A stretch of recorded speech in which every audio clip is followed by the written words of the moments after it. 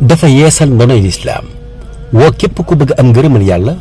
mu yeesal nag ci sa pas-pas luy tax nga dajeeg dëggi mbir ya te wéetal yàlla ak njub ak jaamu yàlla ak yiw ak sàkku xam-xam bu am njariñ mu def ci nit ñi nag jikkoy mbaax yi jéggalante